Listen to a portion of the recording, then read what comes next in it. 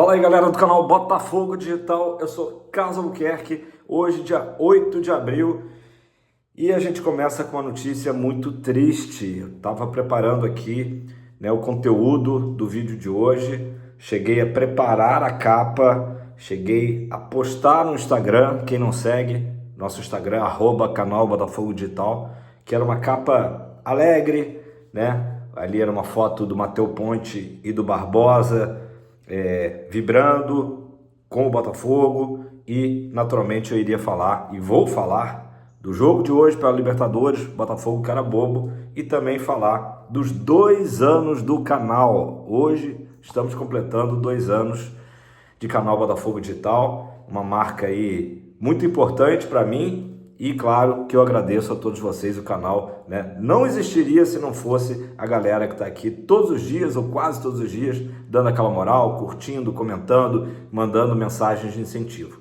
Mas, há cerca de 15 minutos atrás, houve essa notícia triste do falecimento do Manga, goleiro histórico do Botafogo, maior goleiro de todos os tempos do nosso glorioso, que brilhou com a camisa botafoguense durante toda a década de 60, conquistou bicampeonato 61-62, bicampeonato 67-68, ainda ganhou 3 torneios Rio-São Paulo, ganhou o torneio internacional de Paris, enfim, e chegou à seleção brasileira na Copa de 66 na Inglaterra, O titular era o Gilmar, mas o Manga, enfim, fora que ele teve uma carreira também brilhante depois na sequência no Internacional de Porto Alegre, muitos jogos de Libertadores, teremos hoje o Fogão na Libertadores, e não tem como a gente dissociar a imagem do Manga também como um recordista de participações em Libertadores, como goleiro, enfim. E também teve uma carreira bem importante no Equador, no Uruguai, lá no Nacional do Uruguai, no Equador passou por LDU, Deportivo Quito, enfim, Barcelona de Guayaquil. Manga realmente nos deixou hoje, ele vinha lutando aí desde 2019 com problemas renais, e ele faleceu hoje cedo no Hospital Rio Barra.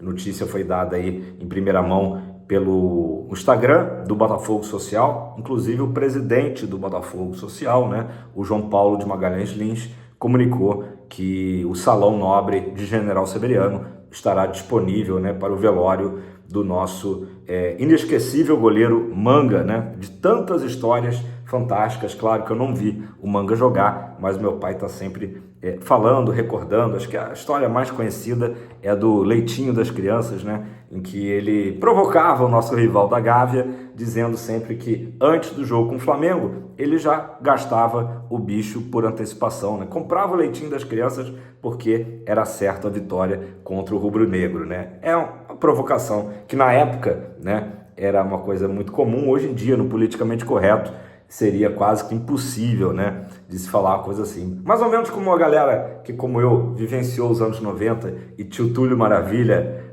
falastrão e tal, e que falava que ia fazer os gols e fazia.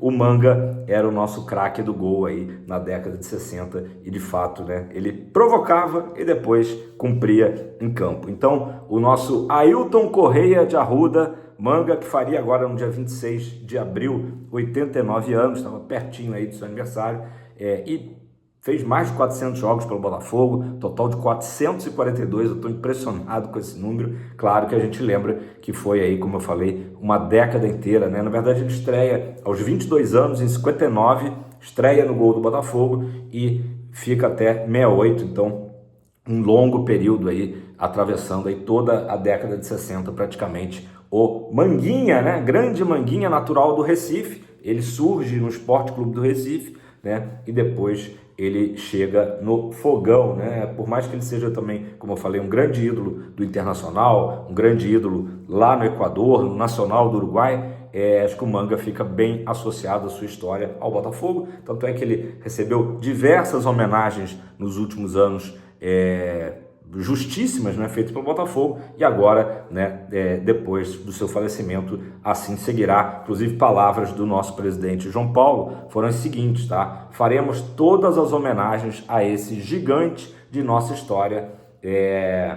Foi a primeira declaração aí do João Paulo, nesta triste manhã, né? Era para a gente estar aqui celebrando os 2 anos do canal. De qualquer forma, a gente não poderia começar o vídeo de outra forma, senão render homenagens ao grande Manga, né? O Manga estava vivendo os últimos anos lá no Retiro dos Artistas, aqui no Rio de Janeiro, recebendo apoio, enfim. E o Manga também, mais uma curiosidade, né? Ele atuava sem luvas. Tudo bem que no futebol de antigamente isso era até uma prática comum, mas eu acredito, me corrijam aí, meu pai vai me corrigir se eu estiver errado, que na década de 60 os goleiros já atuavam de luva, enfim, mas o Manga não atuava de luva e tinha aqueles dedos ali tortos, né, quebrados, tal. Chegou até a atuar pelo Internacional, se não me engano, ali um famoso jogo com o Cruzeiro, né, em que ele dizia até que a maior defesa dele naquele período tinha sido um chute do Nelinho, né, uma bomba atômica do Nelinho. Então o Manga, até nas últimas aparições, né,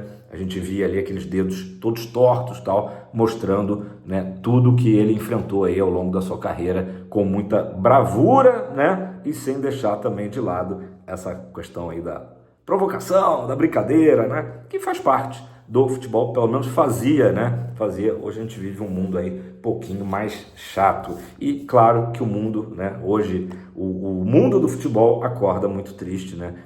Nem tinha programado aqui, tá de preto, né? Na verdade, essa camisa que eu ganhei ontem da minha noiva e é uma camisa ainda de 2024, né?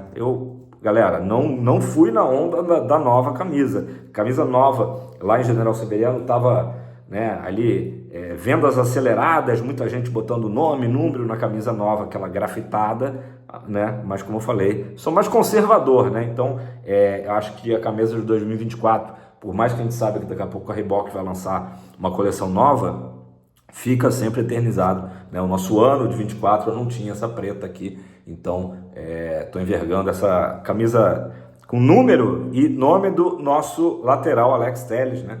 Autor do gol de pênalti na final da Libertadores, enfim, Alex Telles, goleiro, perdão, eu tô com goleiro na cabeça, né?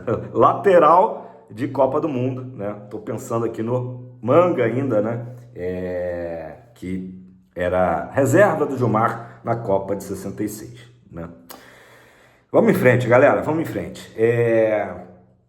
Pessoal, o Botafogo renovou o contrato com um jogador aí que é considerado uma joia da base, o Huguinho. Huguinho, já ouviu falar do Huguinho? Ele é um meia, mas que tem também atuado, às vezes, improvisado como lateral na equipe do Rodrigo Belão, né? O Botafogo que ganhou domingo agora do Maricá por 2-0 e segue invicto na Copa Rio, né, Sub-20, e amanhã entra em campo diante do Palmeiras em Barueri. O jogo vai ser à tarde, se não me engano às 15 horas, com transmissão do Sport TV, Botafogo e Palmeiras. O Huguinho, de 18 anos, passa a ter uma multa rescisória aí de 100 milhões de euros, é isso mesmo? Deixa eu conferir se são euros.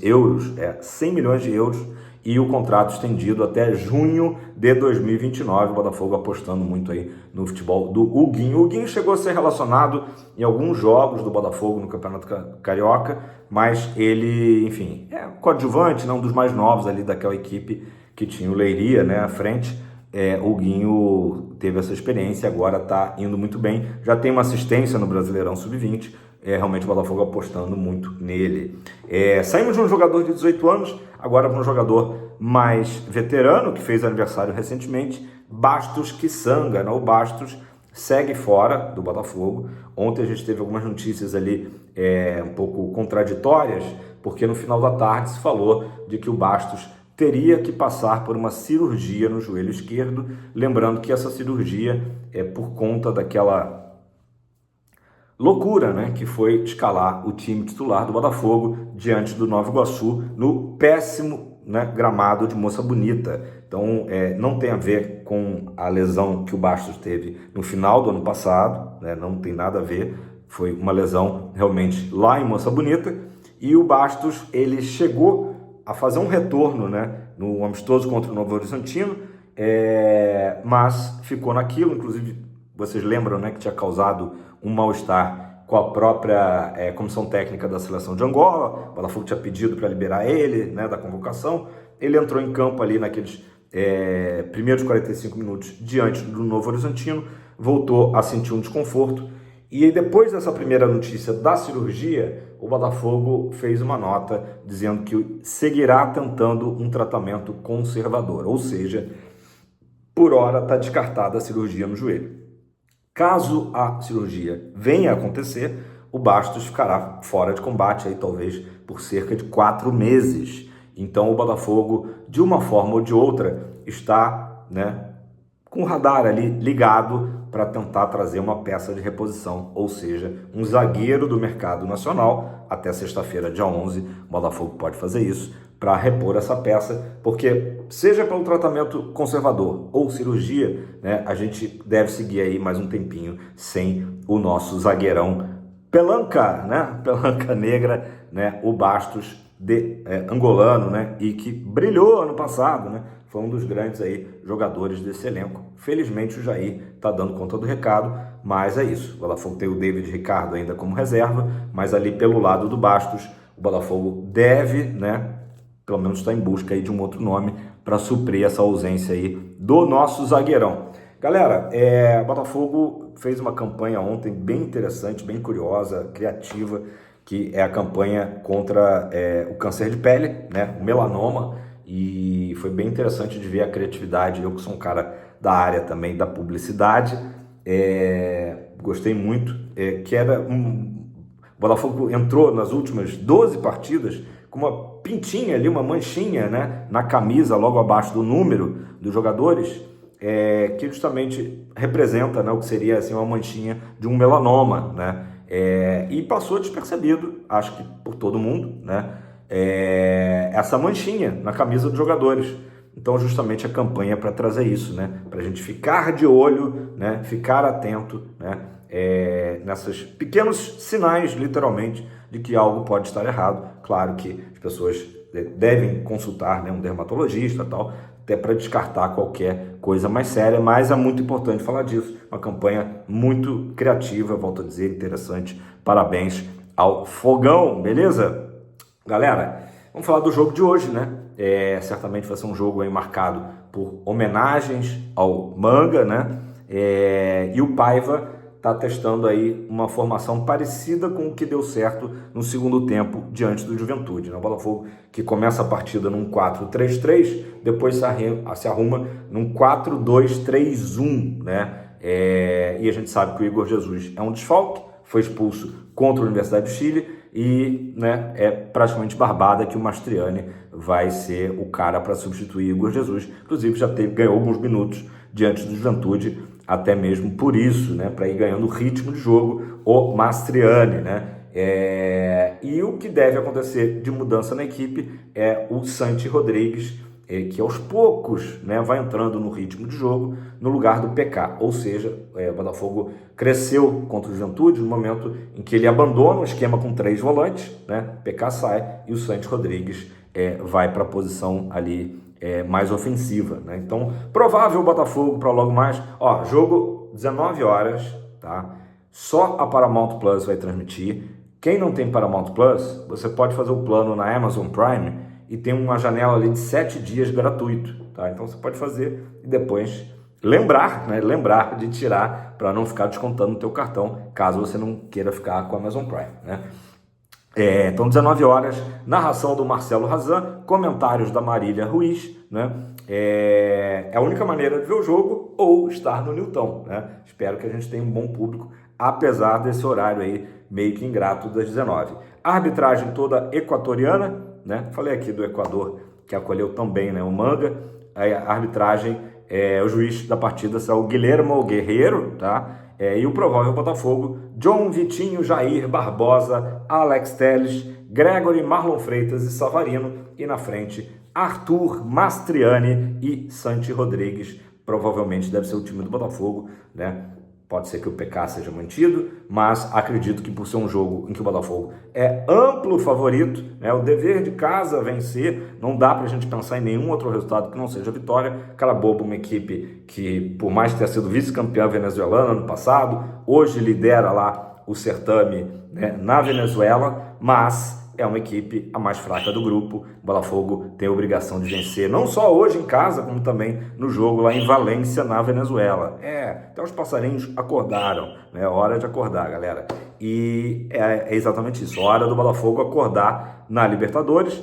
Temos tudo para hoje nos recuperarmos da estreia com derrota, né? Para depois já começarmos a antecipar um grande duelo diante dos Estudiantes de La Plata, lá na Argentina. O Botafogo não pode nem negociar o resultado de hoje. Claro que tem que entrar com calma, com tranquilidade, né? Até sair o primeiro gol, para que o Botafogo tenha mais uma boa atuação, como foi da segunda etapa diante do Juventude. Laterais do Botafogo, o que a gente viu de positivo no sábado à noite, né?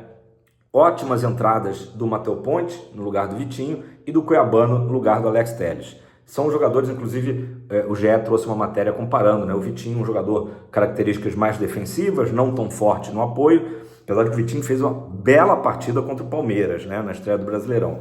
E o Matheus Ponte, que entrou bem, fez gol, enfim, o Matheus Ponte tem subido, né? A gente, desde o ano passado, tem visto que o Matheus Ponte tem dado conta do recado, depois de um início ali com muita desconfiança no Botafogo. O Matheus Ponte hoje ele entra e a torcida, né, fica tranquilo aí com o jovem jogador uruguaio. Então pode ser que o Paiva, né, decida até para uma equipe mais ofensiva, até mesmo pela característica do jogo, né? Quem sabe aí, acho que a tendência maior é começar com Vitinho e Alex Telles, mas de repente durante a partida testar o Matheus Ponte e o Cuiabano aí, como eu falei, jogadores que entraram muito bem diante do Juventude. Galera, é isso.